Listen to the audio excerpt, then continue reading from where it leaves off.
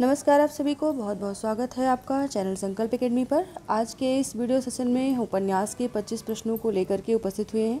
इन 25 प्रश्नों में आपका स्कोर कितना है आपको ये बताना है। पिछली वीडियो में नूतन जी, अनिल जी, दिव्यांशी जी, आप सभी का स्कोर बहुत बढ़िया रहा है और आगे की क्लासेस जो भी आप देखेंगे, अगर आपका स्कोर इसमें कुछ भी होता है, ये नहीं ज़रूरी है कि आप 15 प्लस होंगे तभी लिखेंगे, उससे नीचे भी है तो भी आप लिखें। और इससे क्या है कि आपको एक कंपटीशन की एक मतलब चैलेंज एक मिलेगा एक तरह का कि हाँ, हम इतने पीछे हैं तो हमें और आगे जाना है, या हम इतने आगे हैं तो हम कमी कहाँ कर रहे हैं, कितने क्वेश्चन हमसे गलत हुए हैं, इनको भी देखना है।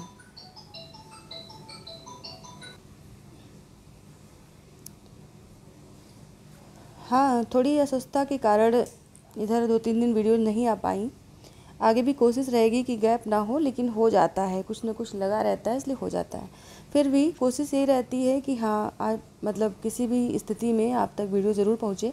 तो अभी फ़िलहाल हम अपने इन पहले क्वेश्चंस को देखते हैं, यानी कि उपन्यास के जो क्वेश्चन है यहाँ पर 126, 125 इसके पहले के सारे क्वेश्चन इसके पहले की वीडियोज़ में हो चुके हैं, जिनके लिंक आपको डिस्क्रिप्शन में मिल जाएंगे और वहाँ से आप देख सकते हैं।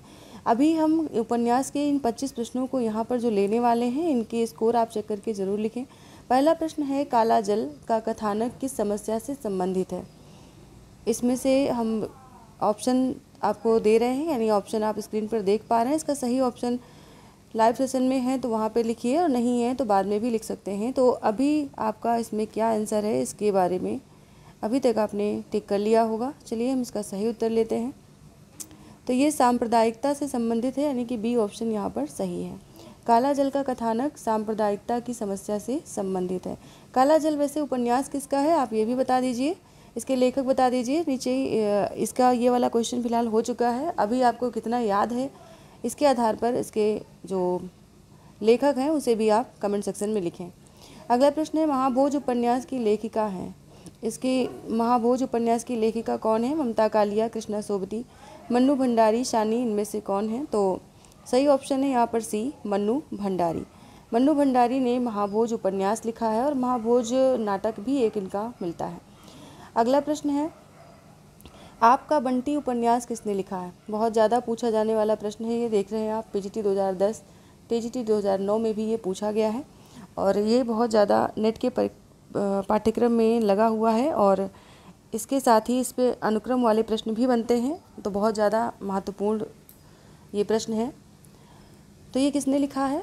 ऑप्शन है मन्नू भंडारी, कृष्णा सोबती, सानी, निरुपमा सोबती। यहाँ पर सेवती लिखा है, इसको सोबती पढ़ें, निरुपमा सोबती।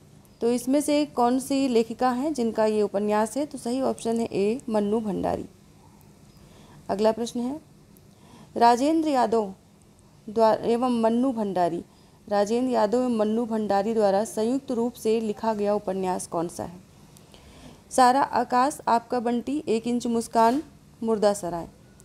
ये जो आप देख रहे हैं लेखक और लेखिका राजेंद्र यादव और मन्नू भंडारी, ये दोनों पति पत्नी हैं और इन्होंने इस उपन्यास की जो लेखन किया है, इसको सह लेखन में लिखा है। ये उपन्यास आपको बताना है कौन सा है। तो ये है सी, 1 इंच मुस्कान। पीजीटी 2009 और 2002 में भी ये पूछा गया है।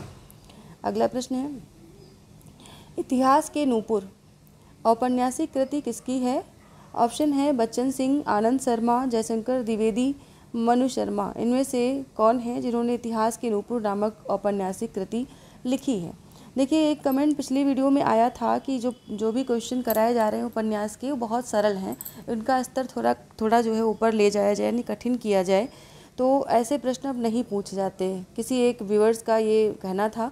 लेकिन आप अगर पुरानी जितनी भी वीडियोज अभी उपन्यास की हुई हैं, उनको अगर उठाकर देखेंगे तो आप निश्चित रूप से पाएंगे कि कोई भी क्वेश्चन जो कि एग्ज़ाम की दृष्टि से महत्वपूर्ण है, वो चाहे सरल है या कठिन है, वो सभी के सभी लिए गए हैं। यानी कि आपको सिर्फ कठिन क्वेश्चन पर ध्यान नहीं देना है। एग्ज़ाम का पैटर्न हर बार बदलता रहता है। पता चला आपने सिर्फ कठिन प्रश्नों को ही देखा और वर्ड विषय को ही देखा, और सामान्य से प्रश्न जो है वो आपसे छूट गए, और परीक्षा में अगर वही आ गए तब। तो हमारा जो साहित्य है, इसका भंडार जो है वो बहुत विशाल है, यानी महासागर की भांति इसका जो एक पाठ्यक्रम है, बिल्कुल हम उसको महासागर की तरह ले सकते हैं। सिर्फ उपन्यास कह देने से सिर्फ उपन्यास नहीं होता है। उपन्यास में अभी तक जितने भी उपन्यासकार रहे उन सब के बारे में जानना, उनकी रचनाओं के बारे में जानना इतना भी आसान नहीं होता है।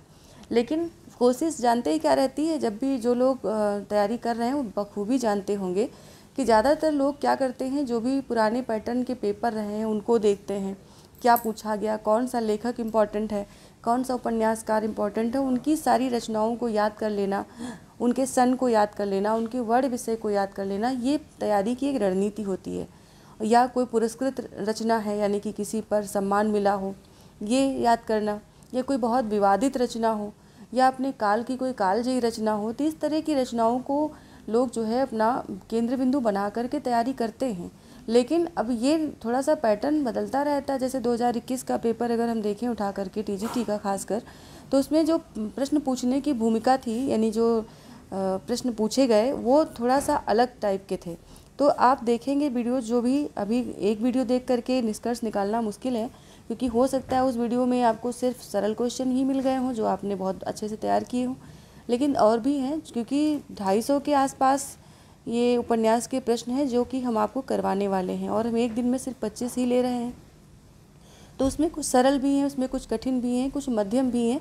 तो इस तरह से हमारी जो रणनीति है वो यही है कि कोई भी आसान सा प्रश्न हमसे छूटना नहीं चाहिए। जैसे इतिहास के नूपुर की बात हुई, अब इसमें हम किसी न किसी बड़े लेखक को ही पहचानने की या गेस करने की कोशिश करेंगे। जैसे बच्चन सिंह दिख रहे हैं, जैसे मनु शर्मा दिख रही हैं, तो इस प्रकार से ही कोशिश करेंगे। लेकिन ऑप्शन इसका क्या सही है? बी, आनंद शर्मा। तो हमें ये एक मात्र रचना लग रही है कि ये इतिहास की नूपुर जो है वो एक रचना है, लेकिन इसके लेखक देखिए आप। तो अब इस तरह के प्रश्न जब आ जाएं तो उसमें हमारा गेस भी नहीं चलता। गेस हम कर सकते हैं, हमारा अधिकार है गेस करना, लेकिन गेस भी नहीं चलता। तो छोटी से छोटी चीज़ें जो आपको मतलब तैयारी आपकी वीक कर रही हूँ, उन्हें भी हमें यहाँ पर तैयार करना है। चलिए फिलहाल हम अगले प्रश्न पर चलते हैं। बाकी इस तरह की जो बातें हम करते हैं वो अलग से वीडियोज़ में करते हैं, इस तरह की क्लास में नहीं करते। कोशिश ये रहती है कि कम समय में आप तक ज़्यादा क्वेश्चन जाएँ, तो इसलिए नहीं करते। बाकी आप वीडियोस देख सकते हैं, जो भी मेरी मोटिवेशनल वीडियो हैं उनमें मैं इन सब टॉपिक को लेती हूँ, तो आप वहाँ से देख सकते हैं। अगला प्रश्न है, सूतो वा सुतपुत्रो वा पांचाली, ये औपन्यासिक कृतियाँ किसकी हैं? ऑप्शन है मायानंद मिश्र, आनंद शर्मा, बच्चन सिंह, शिवसागर मिश्र। तो इसमें देखिए सूतो वा सुतपुत्रो वा, ठीक है। तो ये जो है रचना बहुत फेमस है और इसके आधार पर आप इसके लेखक को पहचान सकते हैं। इसका जो ऑप्शन सही वो है सी, बच्चन सिंह। बच्चन सिंह की ये रचना है। और ऐसे ही जो बहुत ही मतलब पूछे जाने वाले प्रश्न लगभग उनका और जो कम पूछे गए हैं या ज़्यादा पूछे जाने की संभावना लगती है या बहुत महत्वपूर्ण लगते हैं, उन सभी का समायोजन है इसमें। ये जो संयोजन किया गया है प्रश्नों का, ये सब कुछ मिला करके किया गया है। फिलहाल जैसे आप ये देख सकते हैं, ये प्रश्न आप 2021 के पैटर्न पर इसको मैच कर सकते हैं कि मिथिलांचल के सामाजिक जीवन के अंतर विरोध एवं नारी शोषण की समस्या का चित्रण नागार्जुन के किस उपन्यास में किया गया है? मिथिलांचल के सामाजिक जीवन के अंतर विरोध एवं नारी शोषण की समस्या का चित्रण नागार्जुन के किस उपन्यास में किया गया है? ऑप्शन है बलचनमा, रतिनाथ की चाची, नई पौध, बाबा बटेश्वर नाथ। तो इसमें से बताना है ये किस उपन्यास की बात हो रही है। मिथिलांचल का जिसमें वर्णन किया गया हो, नारी शोषण भी हुआ हो, तो इस प्रकार सामाजिक जीवन के अंतर विरोध भी हो, तो ये किस उपन्यास में मिलता है? तो इसका जो सही ऑप्शन है वो है बी, रतिनाथ की चाची। अब इसमें 3 तरह के प्रश्न आपसे पूछे जा सकते हैं कि रतिनाथ की चाची में कौन सा अंचल विशेष की कथा है, ये पूछा जा सकता है, तो आप मिथिलांचल लगा सकते हैं। ये भी पूछा जा सकता है कि किस उपन्यास में सामाजिक जीवन के या मिथिलांचल के जीवन के अंतर विरोध को दर्शाया गया है, तो भी आपको ये उत्तर मिलेगा। नारी शोषण की समस्या से संबंधित कौन सा उपन्यास है नागार्जुन का, तो ये भी आप इसका सही उत्तर है। तो ये प्रश्न देखिए, यही अभी सरल तरीके से पूछ लिया जाए तो आपको लगेगा सरल है, और यही 3 चीज़ें 4 चीज़ें एक साथ मिला करके पूछ ली गई तो थोड़ा सा बताने के लिए सोचना पड़ रहा होगा। तो इस तरह से प्रश्नों का भी अभ्यास करना जरूरी है। अगला प्रश्न है, मिथिला के मछुआरों के संघर्ष की कथा किस उपन्यास में मिलती है? मिथिला के मछुआरों के संघर्ष की कथा किस उपन्यास में मिलती है? ऑप्शन है दुखमोचन, पारो, जमनिया का बाबा, वरुण के बेटे। तो इसका आप लोग आंसर करने की कोशिश करें। लाइव सेशन में हैं तो बाद में देख रहे हैं तो भी कमेंट सेक्शन में कर सकते हैं। तो इसमें सही उत्तर जो होगा वो आपका है वरुण के बेटे, यानी कि डी ऑप्शन। वरुण के बेटे जो उपन्यास है, इसमें मछुआरों के, मिथिला के मछुआरों के संघर्ष की कथा वर्णित है। अब आपको ये बताना है कि वरुण के बेटे उपन्यास के उपन्यासकार कौन हैं। इसको ज़रूर लिखें कमेंट सेक्शन में, ये उपन्यास किसका है। और इसके आगे हम बात करेंगे अगले प्रश्न की। तो इनमें से किस उपन्यास में मध्य प्रदेश के गोंड जातियों का यथार्थ चित्रण किया गया है। अब देखिए, यही सब वर्ड विषय हैं, यही सब वर्ड विषय आपको ध्यान रखने हैं और इन्हीं से प्रश्न कठिन हो जाता है और इन्हीं से सरल हो जाता है। तो आपने तैयारी की है तो आपको सब सरल लगेगा। अगर कहीं कोई प्रश्न तैयारी के दौरान छूट गया है तो अगर वो आ गया तो आपको कठिन लगेगा, क्योंकि पेपर तो हमेशा कठिन ही होता है। पेपर इसलिए हमेशा कठिन होता है क्योंकि पेपर में निश्चित रूप से वही आपके जो पाठ्यक्रम है उसको पूरे पाठ्यक्रम को कवर करते हुए जो अभी तक पैटर्न है उसमें 125 प्रश्न आने हैं। टीजीटी पीजीटी की अगर बात करें तो 125 प्रश्न आने हैं और 125 प्रश्नों को करने के लिए हमारे जैसे, आपके जैसे ही लोग मतलब लाखों की संख्या में बैठ रहे हैं। अरे आप मान के चलिए कुछ नहीं तो 1.5 से 2 लाख तो लोग पेपर देते ही हैं इसका, मतलब हिंदी विषय से केवल। तो उसमें आपको ऊपर जाना है तो इसके लिए छोटे से छोटे क्वेश्चन को भी नज़र में रखना पड़ेगा और बड़े क्वेश्चन को भी नज़र में रखना पड़ेगा। तो इस तरह से अपने पैटर्न को बदलिए, परीक्षा के पैटर्न को बदलिए। ये ना सोचिए ये प्रश्न नहीं आ सकता, इसका पूछने का पैटर्न बदल गया है। कभी भी परीक्षा का पैटर्न हमारी समझ से नहीं बनता है। ये जो परीक्षा लेने वाले लोग हैं, आयोग वाले लोग हैं, उनके आधार पर बनता है, उनकी मानसिकता पे बनता है। तो हर बार कुछ नया करने की होड़ में कुछ नया हो जाता है। जैसे नेट के एग्ज़ाम में खासकर होता रहता है, पढ़ के आप सरल क्वेश्चन गए आ गए कठिन, और जिस बार कठिन पढ़ के गए उस बार आ गए सरल। तो ये होता रहता है। तो इनसे बचने के लिए इस तरह के जो है प्रश्नों को भी देखना पड़ेगा। तो इसका जो सही उत्तर है वो है रथ के पहिए, बी ऑप्शन, रथ के पहिए। इसके लेखक हैं देवेंद्र सत्यार्थी और ये जो उपन्यास है इसमें मध्य प्रदेश के गोंड जातियों का यथार्थ चित्रण किया गया है। अगला प्रश्न है रथ के पहिए किसकी औपन्यासिक कृति है। ऊपर जो प्रश्न पूछा गया है वही प्रश्न है, बस इसके लेखक यहाँ पर जो हमने ऊपर बता दिया था, आपने देखा होगा, डी ऑप्शन सही है, देवेंद्र सत्यार्थी। अगला प्रश्न है पूर्णिया जिले के मेरीगंज गांव की कथा किस उपन्यास में वर्णित है। ऑप्शन है परती परिकथा, बी मैला आंचल, सी दीर्घ तपा, डी जुलूस। तो इसमें जो ये कथा है पूर्णिया जिले के मेरीगंज गांव की, वो किस उपन्यास में है। तो आप जानते हैं बहुत फेमस उपन्यास है ये, और ये है बी ऑप्शन मैला आंचल। रेणु जी का ये उपन्यास है और इसमें मेरीगंज गांव का वर्णन किया गया है और पूर्णिया जिले में ये पड़ता है। अगला प्रश्न है रेणु के उपन्यासों में किसने एक अखंड मानवीय विश्वास की चिंगारी सुलगती देखी है। अब ये जैसे कथन पूछ लिया गया, ये कथन आपको थोड़ा सा स्तर इसका ऊपर का लगेगा, और इस तरह के कथन जैसे उपन्यास से संबंधित कोई प्रश्न आया तो ज़रूरी नहीं उसमें रचना पूछी जाए, ज़रूरी नहीं उसमें वर्ड विषय पूछा जाए, उस उपन्यास या उपन्यासकार के ऊपर कोई कथन भी पूछा जा सकता है। जैसे इसमें रेणु के ऊपर पूछा गया कि रेणु के उपन्यासों में किसने एक अखंड मानवीय विश्वास की चिंगारी सुलगती देखी है। ऑप्शन है श्रीलाल शुक्ल, अज्ञेय, निराला, बलभद्र ठाकुर। इनमें से सही ऑप्शन को आपको पहचानना है। आपने अगर कथन पर ध्यान दिया होगा, जो भी आपके पास इतिहास ग्रंथ हैं यानी कि बुक्स हैं उनमें अंडरलाइन किया होगा तो आपको ज़रूर ये आता होगा। फिलहाल इसका सही आंसर लेते हैं जो कि है अज्ञेय। अज्ञेय ने रेणु जी के उपन्यासों में अखंड मानवीय विश्वास की चिंगारी देखी थी। अगला प्रश्न है सूनी घाटी का सूरज, अज्ञातवास, सीमाएं टूटती हैं, ये किसके उपन्यास हैं। देखिए अगर इनको अलग अलग एक एक प्रश्न में पूछा जाता तो 3 प्रश्न इसमें बन जाते, तो इन तीनों को एक में ले लिया गया है, लेखक एक ही हैं, तो इसलिए जो है आपको बताने में भी आसानी होगी और याद करने में भी आसानी होगी। तो सही ऑप्शन इसका क्या है, अज्ञेय, श्रीलाल शुक्ल, फणीश्वर नाथ रेणु, देवेंद्र सत्यार्थी, इनमें से कौन सा सही है। तो बी ऑप्शन सही है इसमें, श्रीलाल शुक्ल। अगला प्रश्न है कबूतर खाना के उपन्यासकार कौन है। ये प्रश्न बहुत बार पूछा गया है परीक्षाओं में, कबूतर खाना। ऑप्शन है बलभद्र ठाकुर, शानी, शैलेश मटियानी, यशपाल। तो इसमें जो सही ऑप्शन है वो है शैलेश मटियानी यानी कि सी, कबूतर खाना शैलेश मटियानी की का उपन्यास है। अगला प्रश्न है, बम्बई के भागदौड़ एवं आधुनिक यांत्रिक जीवन का चित्रण शैलेश मटियानी के किस उपन्यास में हुआ है? ऑप्शन है कबूतर खाना, बोरीवली से बोरी बंदर तक, हौलदार, भागे हुए लोग। इसमें सही ऑप्शन क्या है कि जिसमें बम्बई की भागदौड़ वाली ज़िंदगी का वर्णन किया गया है? तो ये है बी ऑप्शन, बोरीवली से बोरी बंदर तक। बी वाला ऑप्शन सही होगा। चंद औरतों का शहर किसकी औपन्यासिक कृति है? ऑप्शन है शैलेश मटियानी, शानी, यशपाल, रामदरस मिश्र। इसका आंसर देने से पहले आपको एक चीज़ बता दें, एक वीडियो मेरी इसके पहले जो आई थी उपन्यास के प्रश्नों पर, तो वो आप जानते हैं कि मैं उस समय लाइव नहीं होती हूँ, और ये वीडियो जो आपको मिल रही होती है, ये जिस समय भी आप देख रहे होते हैं उस समय आपके जो भी उत्तर आपने दिए उसकी प्रशंसा नहीं की जा सकती, उस पर कुछ भी एक भी शब्द नहीं कहा जा सकता। बाद में हम देखते हैं तो कमेंट का रिप्लाई ज़रूर करते हैं, लेकिन उस समय करना पॉसिबल नहीं होता है, इसलिए क्योंकि हम उस समय लाइव नहीं होते हैं। और लाइव करेंगे, अभी नहीं कर पा रहे हैं, लेकिन बाद में करेंगे तो आपको सूचना देंगे।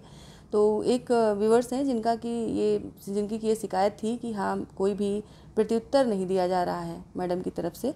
तो मैं आपको बता दूं कि अगर आप आज देख रहे हैं तो ये जो आप आंसर कर रहे हैं सिर्फ आपके अपने आंसर और स्कोर चेक करने के लिए दिया जा रहा है, इसको लाइव नहीं कराया जा रहा है। अगर हम कराते तो आपका नाम भी बखूबी लेते और साथ में आपके बताए गए आंसर के ऊपर भी कोई न कोई प्रत्युत्तर होता, लेकिन ये नहीं हो पा रहा है क्योंकि हम इस समय लाइव नहीं कर पा रहे हैं। तो इसका फिलहाल सही उत्तर आपको बताना है 141 का, तो सही है शैलेश मटियानी, यानी कि ए ऑप्शन यहाँ पर सही होगा। अगला प्रश्न है, बहता हुआ पानी व मछली बाजार किसके उपन्यास हैं? ऑप्शन है रामदरस मिश्र, शानी, राही मासूम रजा, राजेंद्र अवस्थी। इनमें से ये उपन्यास किसका है, यानी बहता हुआ पानी और मछली बाजार? तो इसका सही उत्तर है राजेंद्र अवस्थी, यानी कि डी ऑप्शन यहाँ पर सही हो जाएगा, राजेंद्र अवस्थी। अगला प्रश्न है इसी श्रृंखला में, उपन्यासों की श्रृंखला में, राजेंद्र अवस्थी के किस उपन्यास में बम्बई महानगर में देह व्यापार में लिप्त स्त्रियों का अंकन किया गया है? बम्बई जो कि आधुनिक नाम इसका मुंबई है, लेकिन जब ये उपन्यास लिखा गया था इसमें बम्बई शब्द का ही वर्णन है, इसलिए प्रश्न भी उसी आधार पर बनाया गया है। मुंबई ही कहते हैं जो आप आज का आधुनिक समय का शहर है। तो इसके ऑप्शन है सूरज किरण की छाँव, उतरते ज्वार की सीपियाँ, बीमार शहर, जंगल के फूल। तो इसमें आपको बताना है कि ये कौन सा उपन्यास है जिसमें कि एक तरह से वेश्यावृत्ति में लिप्त स्त्रियों का अंकन किया गया है। तो सही जो ऑप्शन है यहाँ पर वो कौन सा है? उतरते ज्वार की सीपियाँ, यानी कि बी ऑप्शन यहाँ पर इसका सही उत्तर होगा। इस उपन्यास में मुंबई महानगर में जो स्त्रियाँ देह व्यापार में लिप्त हैं उनका अंकन किया गया है, जिसके रचनाकार राजेंद्र अवस्थी हैं। अगला प्रश्न है, पानी के प्राचीर उपन्यास के लेखक कौन हैं? पानी के प्राचीर बहुत ज़्यादा पूछा जाने वाला प्रश्न है ये। राजेंद्र अवस्थी, श्रीलाल शुक्ल, शैलेश मटियानी, रामदरस मिश्र। तो इसका जो सही उत्तर है वो है रामदरस मिश्र, यानी कि डी ऑप्शन सही होगा, पानी के प्राचीर, रामदरस मिश्र। इनमें इस उपन्यास के बारे में थोड़ा सा आपसे चर्चा करेंगे। इसमें गोरखपुर की कथा है। गोरखपुर जिले के पांडेपुरवा गांव का वर्णन है, जिसमें किसानों की ज़िंदगी का यथार्थ चित्रण किया गया है। इसका वर्ड विषय भी बहुत अच्छा है, और क्योंकि उत्तर प्रदेश से संबंधित ये प्रश्न है, यानी कि गोरखपुर ज़िले से संबंधित है, तो और भी ज़्यादा महत्वपूर्ण हो जाता है, क्योंकि महानगर है और वहाँ के कभी कभी इसका वर्ड विषय दे देते हैं और पूछते हैं ये किस उपन्यास का वर्ड विषय है। तो यहाँ पर आप जाने रहिए इसको कि जो पानी के प्राचीर है इसमें पांडेपुरवा गांव के किसानों की ज़िंदगी का यथार्थ चित्रण किया गया है, जो कि गोरखपुर में पड़ता है। अगला प्रश्न है, हाँ अगले प्रश्न में भी यही है, सॉरी ये ऊपर हमने बता दिया, यही वाला प्रश्न है, पानी के प्राचीर वाला, ठीक है। और नहीं ये नहीं है, सॉरी ये अगला है। रामदरस मिश्र ने स्वतंत्रता प्राप्ति के बाद, इसमें प्रश्न बदला हुआ है, स्वतंत्रता प्राप्ति के बाद के ग्रामीण जीवन का यथार्थ चित्रण किस उपन्यास में किया था? ऊपर के प्रश्न में हमने रामदरस मिश्र के पानी के प्राचीर वाला प्रश्न देखा, उसका वर्ड विषय देखा, और इसमें वर्ड विषय जो दिया गया है वो दिया गया है स्वतंत्रता प्राप्ति के बाद वाला, तो ग्रामीण जीवन के यथार्थ चित्रण वाला। तो इसके ऑप्शन है पानी के प्राचीर, जल टूटता हुआ, सूखता हुआ तालाब, बिना दरवाजे का मकान। इनमें से कौन सा ऑप्शन सही है? तो इसमें जो सही है वो है बी ऑप्शन, जल टूटता हुआ। इसमें स्वतंत्रता प्राप्ति के बाद के ग्रामीण जीवन का चित्रण किया गया है।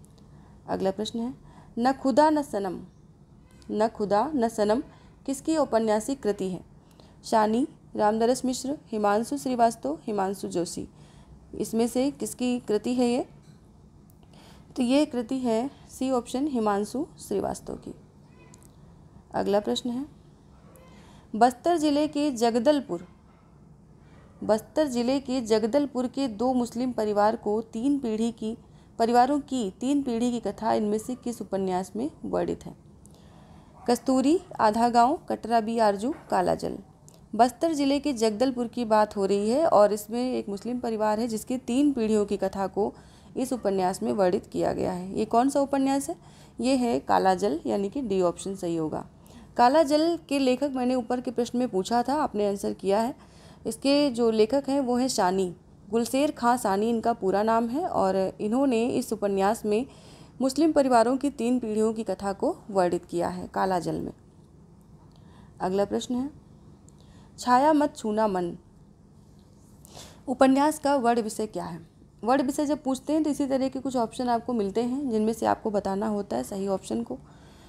देश में फैली अराजकता का चित्रण, एक लड़की का अपने परिवार के लिए त्याग व बलिदान की कथा, नायिका गांगी के जीवन संघर्ष का चित्रण, लघौना गांव की गोमती की कहानी।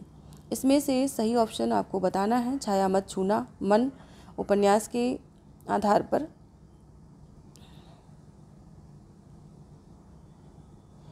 तो सही ऑप्शन है उसमें बी, एक लड़की का अपने परिवार के लिए त्याग व बलिदान की कथा इसमें वर्णित है छाया मत छूना मन में।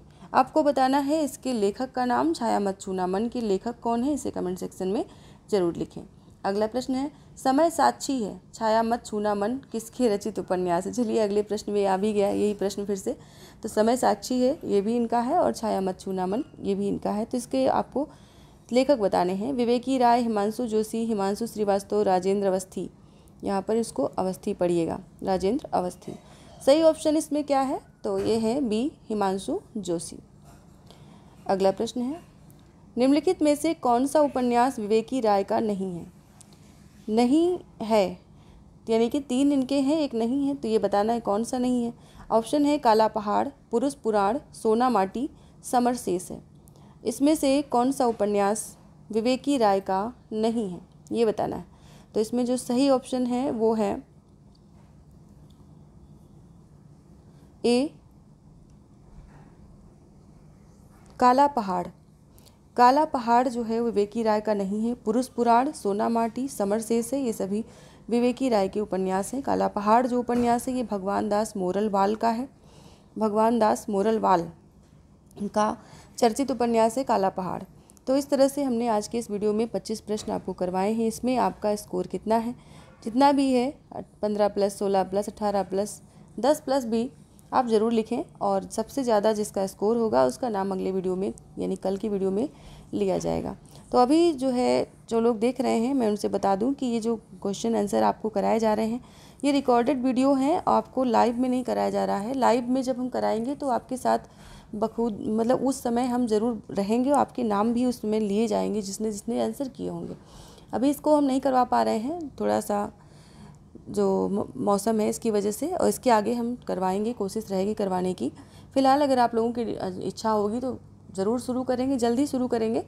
जिसको जैसे हम ये 9 बजे देते हैं तो ये आपको रिकॉर्डेड वीडियो मिलती है, लेकिन अगर लाइव में आप लोग 9 बजे अगर समय निकाल पाते हैं तो ज़रूर कमेंट करिएगा, फिर लाइव लेने की भी कोशिश की जाएगी। ठीक है, तो अभी फ़िलहाल आप अपना स्कोर लिखें। पुरानी वीडियोज़ के लिंक जो है डिस्क्रिप्शन में दिए गए हैं, प्लेलिस्ट में मिलेंगे और एक साथ आप उनको देख सकते हैं, कोई भी वीडियो उसको सर्च करके। इसके अलावा आपकी कोई भी क्वेरी हो उसे ज़रूर लिखें।